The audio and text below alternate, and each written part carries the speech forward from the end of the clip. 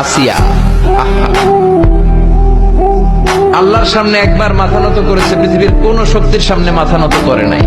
আসিয়াকে, আসিয়া এবং ফেরাউনের finance minister, অর্থমন্ত্রীর বিবি লুকিয়ে কালিমা পড়েছে, সাইয়েদনা মূসা আলাইহিস সালামের উপর ঈমান এনেছে। ফেরাউন শুনে দুইজনকে ডেকে নিয়ে আসলো।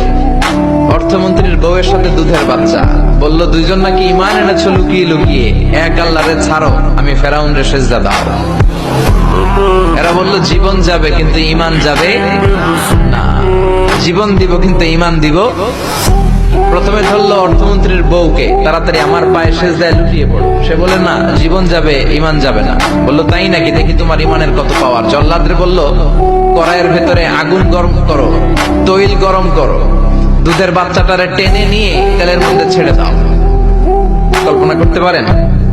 দুধের বাচ্চাকে মায়ের বুক থেকে ছিনিয়ে নিয়ে তেলের মধ্যে ফালাচ্ছে, বাচ্চাটা রোস্ট হয়ে যাচ্ছে, আর বাচ্চাটা বড় মানুষের মতো মাকে বলছে, মা চিন্তার কারণ নাই, এটা উত্তপ্ত তেল নয়, এটা জান্নাতের বাগান।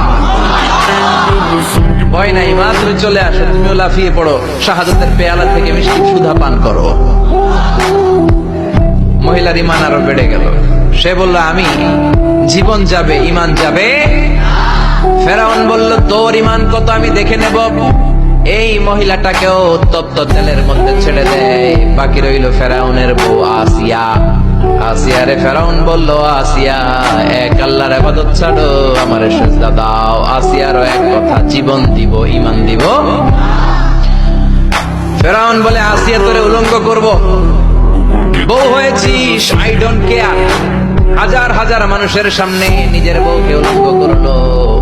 তক্তার মধ্যে উলঙ্গ বউকে শুইয়ে হাতের মধ্যে পেরেক ঢুকালো, পায়ের মধ্যে পেরেক ঢুকালো। এক একটা পেরেক ঢুকায় তক্তার মধ্যে ছিদ্র হয়ে ঢুকে আর ফিনকি দিয়ে রক্ত বেরোয়। আসিয়া চিৎকার মারে। ফেরাউন বলে তাড়াতাড়ি আসিয়ারে তেলের মধ্যে ফেল। আল্লাহ বললেন জিব্রাইল যা, জান্নাতটা তুলে নিয়ে আসিয়ার চোখের সামনে ধর, আমার আসিয়া জান্নাত দেখে দেখে যেন আমার কাছে আসে।